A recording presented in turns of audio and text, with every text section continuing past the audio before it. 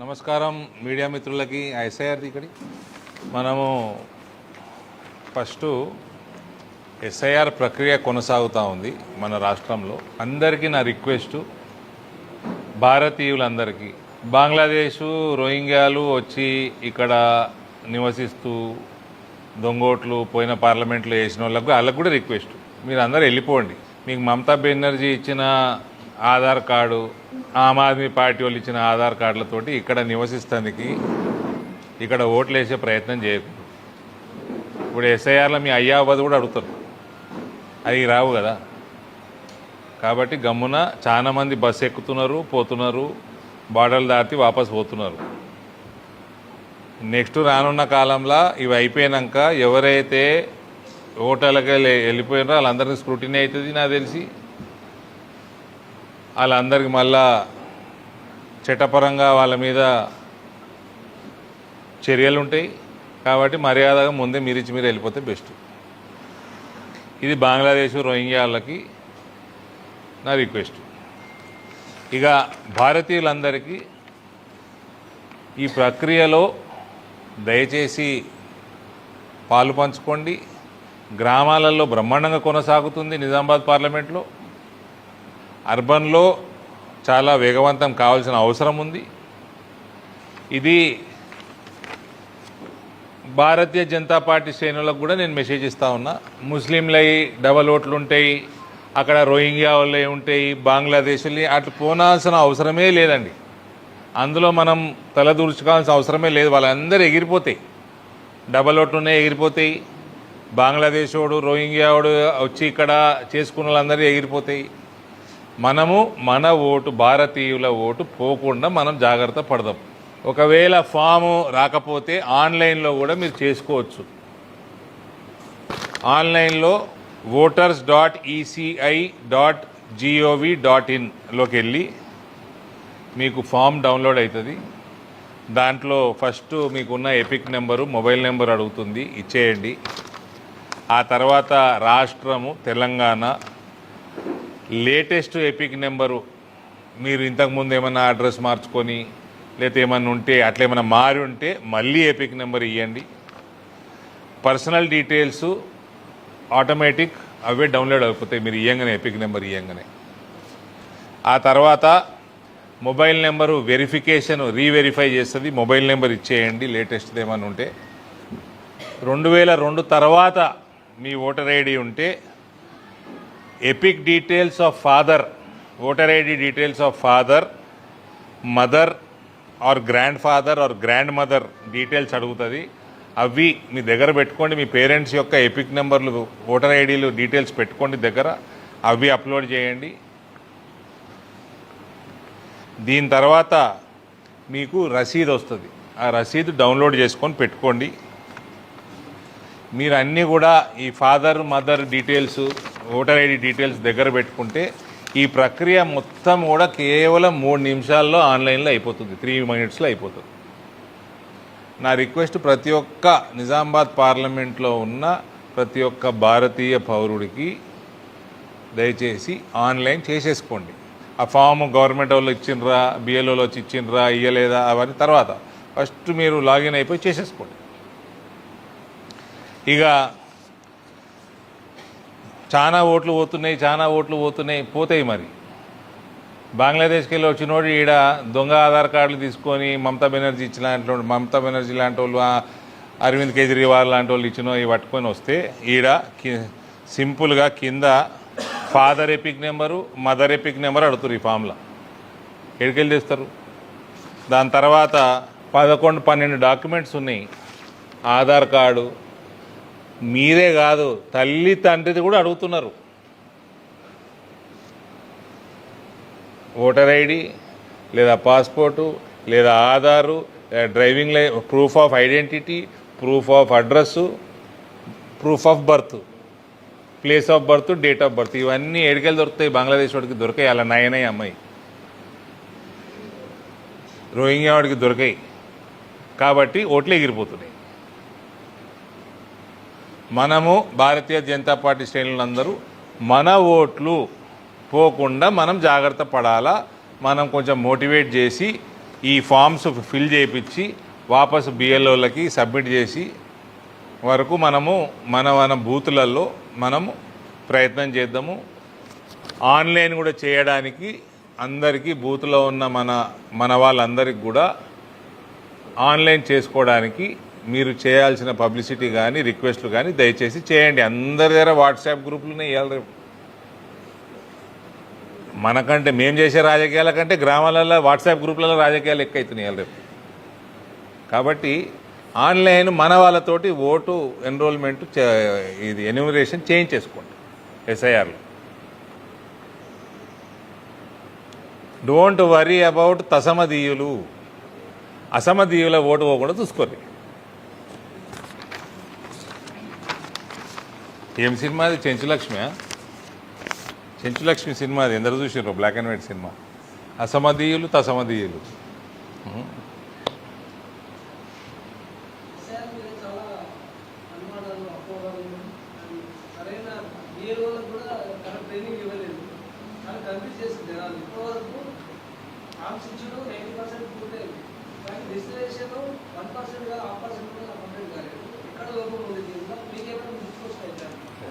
ఏం లేదు, నా పార్లమెంట్లో మొన్న సాయంత్రం వరకు 3,85,000 ఫామ్లు వాపసు వచ్చినాయి.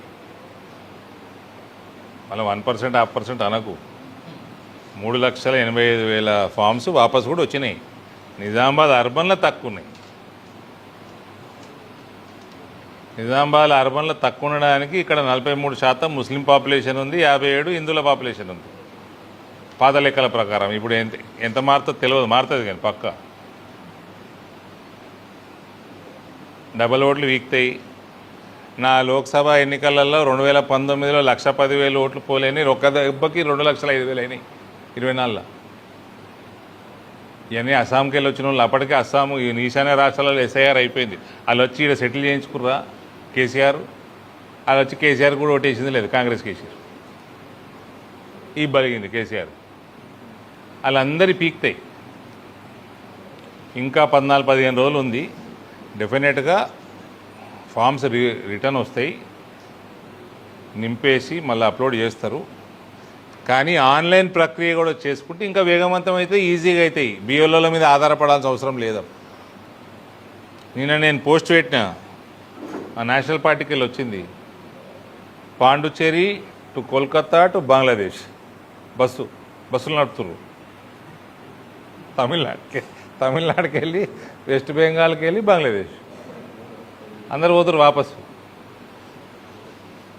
నేను నిన్న పోస్ట్ పెట్టిన నా సోషల్ మీడియాలో చూడండి.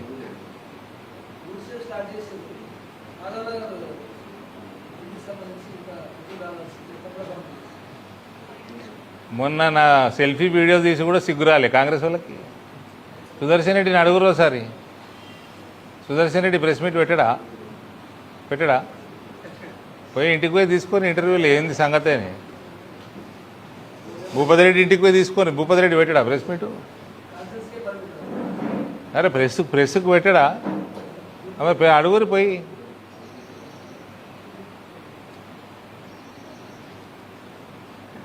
ఇక మేము రోడ్డు మీద దిగే టైం దగ్గరకు వస్తుంది. అంత లోపల వీళ్ళకి సిగ్గు వచ్చి ఏమైనా చేస్తారేమో అని వీడియో తీసి పెట్టిన selfie video.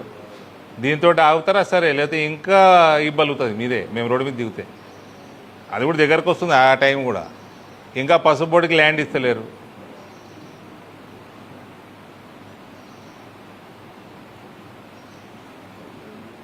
Madhavnagar flyover design మారింది, దాని 9 కోట్లు ఎక్కువ అవుతున్నది, అప్రూవల్ ఇస్తలేరు. అరసపల్లి ల్యాండ్ అక్విజిషన్ పూర్తి చేస్తలేరు. ఇలా గూడ్ షెడ్ ఓపెన్ చేసుకున్నాం మనం. స్వాతంత్రం వచ్చినాక 2 గూడ్ షెడ్లు వచ్చినాయట నిజామాబాద్ జిల్లా. అది నా హయాంలో వచ్చింది. ఇలా ఓపెన్ చేసుకున్నాము, బ్రహ్మాండంగా ఉన్నది. బ్యూటిఫుల్ ప్రోగ్రామ్ రైల్వేస్ చేసిండ్రు. ఇవాళ మన రాష్ట్రానికి 20 టైమ్స్ అదనంగా రైల్వేస్ మీద బడ్జెట్ ఎంత పెరిగింది చెప్పినాం. అక్కడ మీకు డీటెయిల్స్ కూడా వచ్చినాయి. రైల్వేస్ కూడా పంపినాయి, నా కార్యాలయం కూడా పంపింది.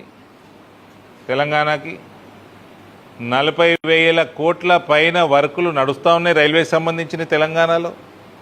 మళ్ళీ వీళ్ళు కేంద్రంకి వెళ్ళి పైసలు వస్తలేవు, కేంద్రం పైసలు అంత బిచ్చగాలేనే కాంగ్రెస్లో ఉన్న వాళ్ళంతా. బిచ్చమాడు కూడా అలవాటు అయిపోయింది లైక్. ఆ కేసీఆర్ బిచ్చగాని చేసిపోయినారు.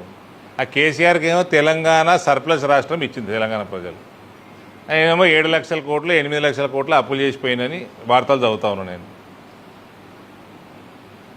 ఇక దాని లోన్లు ఇంట్రెస్ట్లు కట్టడానికి బిచ్చం వేస్తారు వీళ్ళు మళ్ళీ చేసిన వాగ్దానాలన్నీ అవన్నీ తెలిసి చేసిర్రు, ప్రజల్ని మోసం చేసిండ్రు వీళ్ళు. అందుకని ఇలా నానా తిట్టు తిడుతురు గ్రామాలలో పోతే కాంగ్రెస్ వాళ్ళు.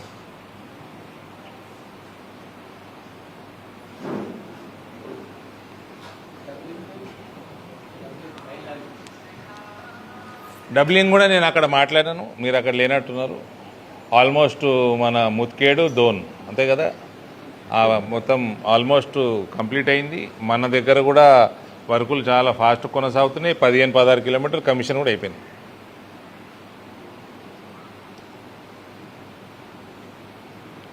తెలంగాణలో 100% రైల్వేస్ ఎలక్ట్రిఫై అయిపోయినాయి.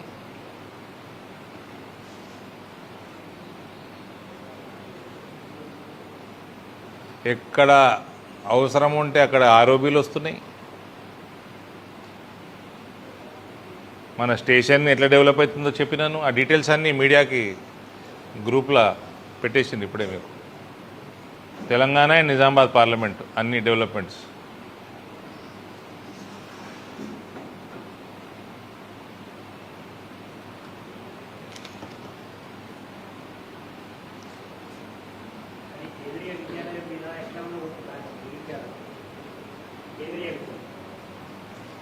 ఏదో ఆదివారం రోజు ఫౌండేషన్ స్టోన్ వేస్తున్నారు అని వినబడతా ఉంది.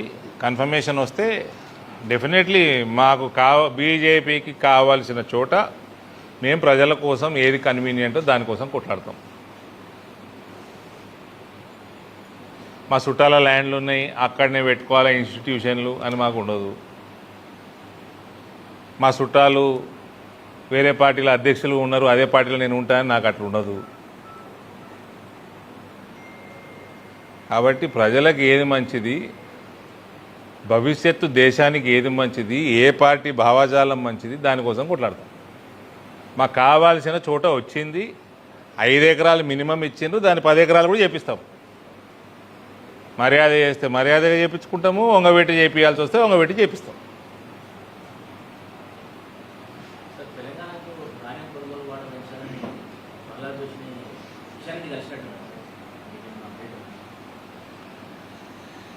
నేను నిన్న మీ వార్తలలో చూసిన రఘునందన్ రావు గారు ఢిల్లీకి పోయినరు, ఇతర నాయకులు ఢిల్లీకి పోయినరు, ఎమ్మెల్సీలు ఉండే. అక్కడ పోయి తెలంగాణ నుంచి ఎక్కువ కొనాలి అని, ధాన్యం కొనాలి అని రిప్రజెంటేషన్ ఇచ్చిండ్రు. కిషన్ రెడ్డి గారు వాళ్ళని తీసుకుపోయి ప్రహ్లాద్ జోషిని కలిసిండు, ప్రహ్లాద్ జోషికి రిప్రజెంటేషన్ ఇచ్చిండ్రు. ఇదంతా బీజేపీ రైతుల కోసం చేయాల్సింది చేస్తారు. కానీ ఎందుకు వేయండ్రు? పొట్టోడు ఇవ్వాల్సి ఇంకా 35 లక్షల మెట్రిక్ టన్నులు బాకీ ఉన్నాడు, ఇవ్వాల్సినే ఇస్తలేడు.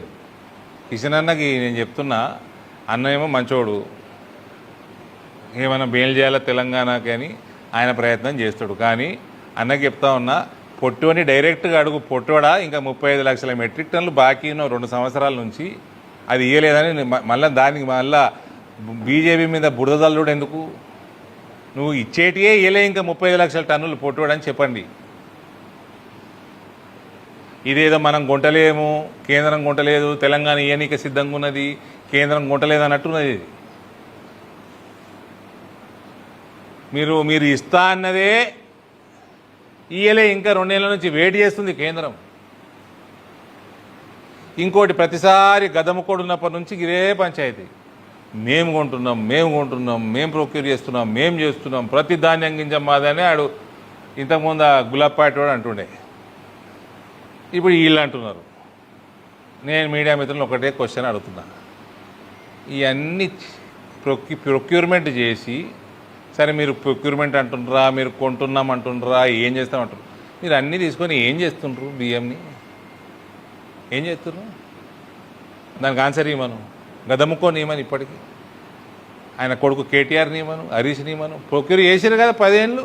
ఏం చేశారు? చేసి ఏం చేసారు? ఇప్పుడు కాంగ్రెస్ వాడు చేసి ఏం చేసిండు? మేము చేస్తున్నాం అంటే సరే చేస్తున్నారు. ఏం చేసేది దాని తర్వాత? తీసుకుపోయి ఎఫ్సిఐకి ఇచ్చేసి పైసలు తీసుకుంటారు.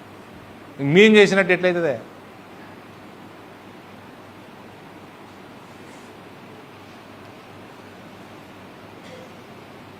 దానికి కమిషన్ కూడా ఇస్తున్నది కేంద్రం ఆ మొత్తం ప్రక్రియ చేసినందుకు.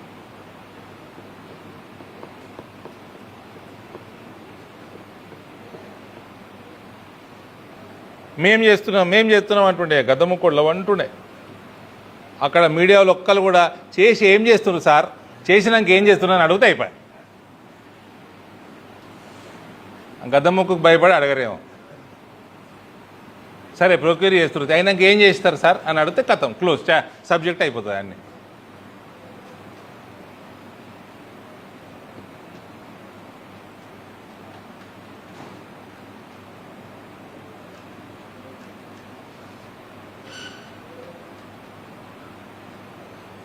బీజేపీ శ్రేణులందరికీ చెప్తున్నా, బియ్యం విషయం వచ్చినప్పుడు కిషన్ అన్న కేంద్ర మంత్రి, ఆయన టైం వేస్ట్ వద్దు. ప్రహ్లాద్ జోషి కేంద్ర మంత్రి, ఆయన టైం వేస్ట్ వద్దు. చక్కగా ఇవ్వాల్సిన పొట్టోడా ఇంకా 35 లక్షల టన్నులు ఇచ్చేది ఉంది, అదే ఇవ్వలే నువ్వు అని చెప్పుర్రి కథం. వాడైనా కాంగ్రెస్ వాడో బీఆర్ఎస్ వాడో మేము చేస్తున్నాము ప్రొక్యూర్మెంట్, మేము చేస్తున్నాం, మేము కొంటున్నాం, కొన్నాక ఏం చేస్తారు రా భయ్ అని అడుగురు కథం.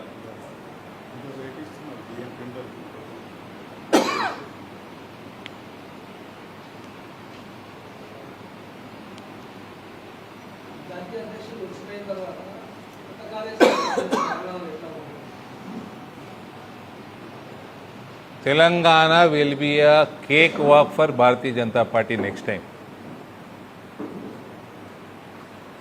నేను భువనగిరిలో పార్టీ ఒక కార్యక్రమం ఇవ్వమంటే అక్కడ మీడియాతో మాట్లాడుకుంటా అన్న, నా గడ్డ మీద నేను అనాలి,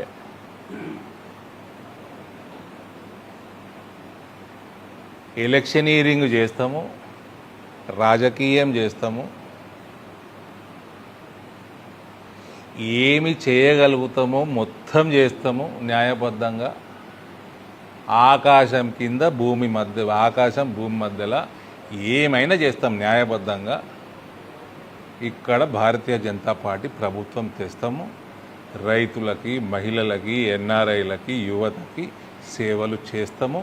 ఒక్కసారి వచ్చిందా బీజేపీ ఇక పోయేది ఉండదు. బీఆర్ఎస్ అని చెప్తున్నా, కాంగ్రెస్ అని చెప్తున్నా, 100% బీజేపీ ప్రభుత్వం వస్తుంది. ఏం పీక్కుంటారో పీక్కోండి.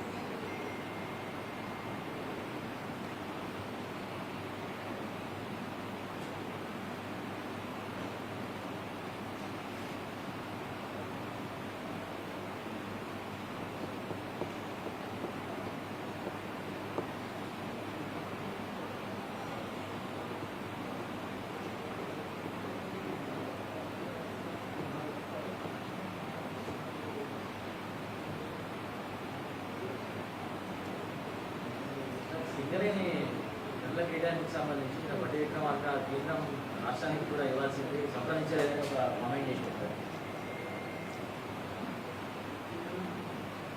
పోయిన పెద్ద మనిషి పోలేదు, వాళ్ళు హిందీలో చెప్పుకుంటారు, నాకు అర్థమై ఉండదు.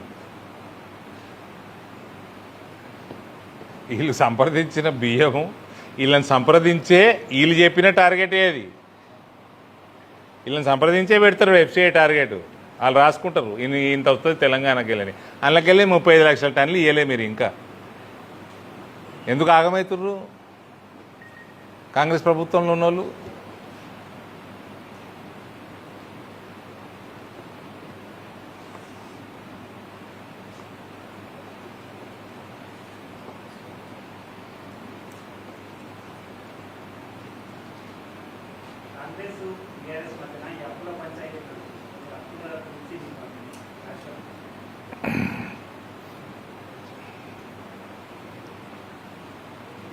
నాకు తెలిసిన కొద్దో గొప్ప చరిత్ర బట్టి చెప్తున్నా, 2014లో కేసీఆర్కి ప్రజలు సర్ప్లస్ స్టేట్ని ఇచ్చారు.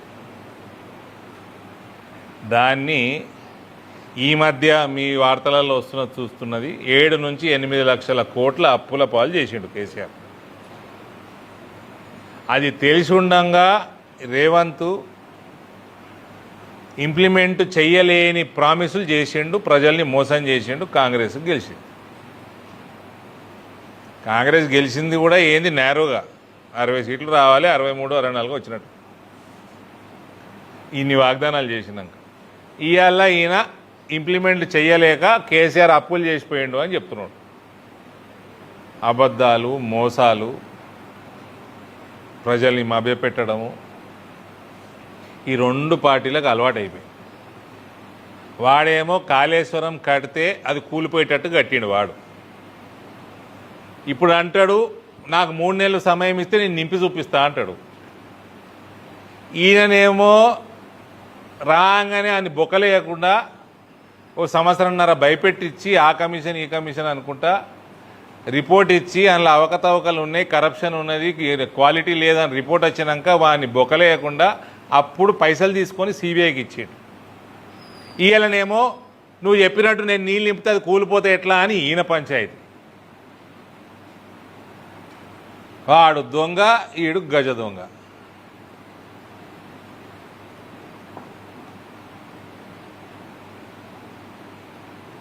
ఇప్పుడు ఎవరు మీరు అందరూ అవగాహన ఉన్నోళ్ళు కదా అంతా, అలా నీళ్ళు నింపే రిస్క్ తీసుకోవాలన్నా తీసుకోవద్దా?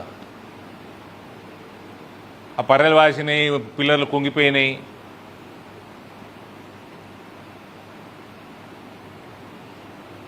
అందులో కుంగిపోయినట్టు కట్టినవన్నీ బొక్కలేయాలా లేదా? 2 ఏళ్ళు టైం వేస్ట్ చేసి సిబిఐకి ఇచ్చినా అంటే నీకేమన్నా అదరాబాయ్ తెలివి? భూమికి 4 అడుగులు లేవు.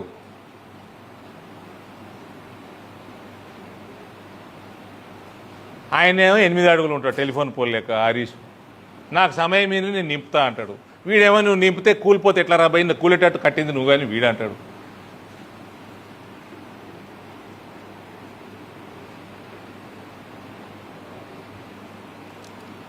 వీళ్ళిద్దరు కలిసి ఆడుతుంటారు రామాయి. చక్కగా బొక్కలేస్తే అయిపో రాగానే. బియ్యంది ప్లీజ్ నాకు మీడియా అంత రాష్ట్రం మీడియా మొత్తం మేనేజ్మెంట్లకి ఊకే నెక్స్ట్ టైం ఎవడన్నా స్టేట్ గవర్నమెంట్ వాడు, సివిల్ సప్లైస్ మంత్రి, ముఖ్యమంత్రి, ఉప ముఖ్యమంత్రి ఎవరన్నా మేము కొంటున్నాం అంటే కొన్నాక ఏం చేస్తారని ఒకటే అడుగురు ప్రశ్న. బియ్యం ఒక్క ప్రశ్న అడుగురు చాలు, కథ మళ్ళీ ఇంకోసారి మాట్లాడాడు వాడు.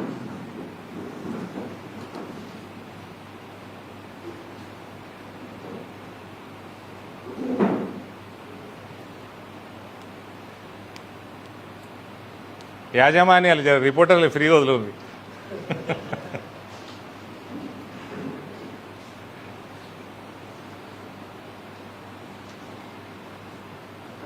రాష్ట్రంలో వర్షాభావ పరిస్థితులు కనిపిస్తే ఏమన్నా రివ్యూ చేసిన మీరు పార్లమెంట్ పార్టీకి సంబంధించి? ప్రస్తుతం పరిస్థితి అయితే చాలా దారుణంగా కనబడుతూ ఉంది. నాకు కేంద్రీయ విద్యాలయం నుంచి రిప్రజెంటేషన్లు వచ్చినాయి. వాళ్ళ ప్రిన్సిపల్ వాళ్ళందరూ వచ్చారు. అక్కడ స్కూళ్ళల్లో కూడా మంచినీళ్ళు సరిగ్గా సప్లై చేయని పరిస్థితి ఉంది. అంటే ఒకటి సరే వర్షాలు పడతలేవు, ఒకటి ప్రీ ప్లానింగ్ లేదు, వాటర్ ఇరిగేషన్ పక్కన పెట్టండి, ఏ డిపార్ట్మెంట్లో వీళ్ళకి ప్లానింగ్ లేదు, ప్లానింగ్ మీద దృష్టి లేదు, రివ్యూలు లేవు. అసలు అడ్మినిస్ట్రేషన్ మీద రేవంత్కి పట్టు శూన్యం. ఆయనకి ఇంట్రెస్ట్ కూడా లేదు, పైసలు సంపాదించుడు తప్ప వేరే ఏం ఇంట్రెస్ట్ లేదు ఆయన. అందుకని దారుణంగా తయారవుతుంది. రేవంత్నే ముఖ్యమంత్రిగా కంటిన్యూ చేస్తే Mr Rahul Gandhi your party will go to dogs in Telangana.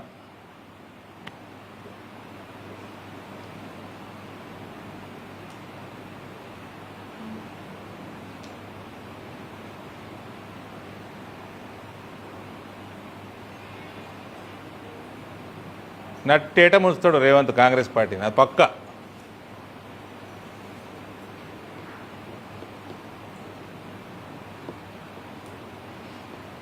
మాకు మంచిదే, పొలిటీషియన్గా మంచిదే, కానీ బాధ అవుతుంది తెలంగాణ చూస్తే.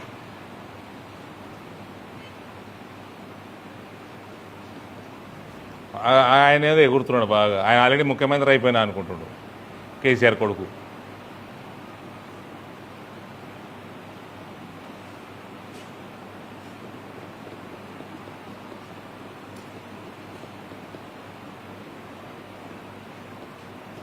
8 లక్షల కోట్ల భారం, అప్పుల భారం మోసి చెయ్యలేనోనికి సానుభూతి చూపిస్తారా? సర్కులర్ స్టేట్ని 8 లక్షల కోట్ల అప్పులలో ముంచినోనికి చూపిస్తారా? చెప్పండి. ఇది దొందే.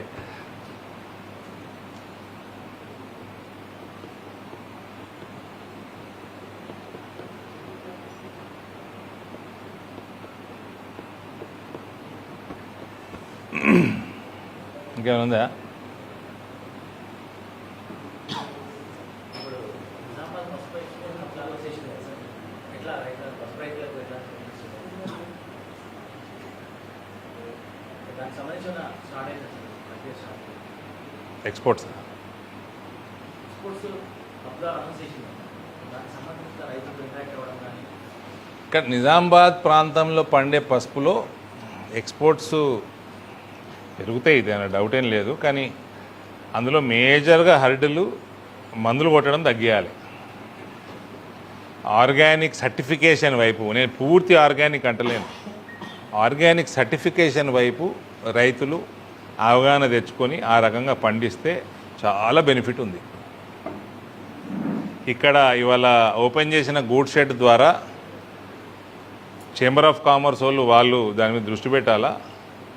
ఇక్కడ రైతులకి, ఇక్కడ ఉన్న వ్యాపారవేత్తలకి, ట్రేడర్లకి బ్యూటిఫుల్ గేట్వే ఓపెన్ అయింది ఇవాళ.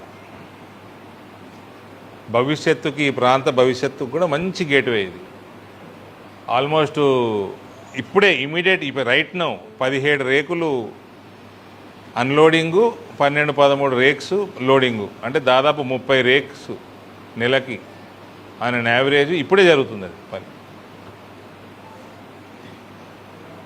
వాళ్ళు కూడా ఎక్స్పెక్ట్ చేయలేదు నిజామాబాద్ గుడ్ షెడ్ ఇంత తొందరగా ఇంత పికప్ అవుతుందని. అంటే this lot of scope. Thank you.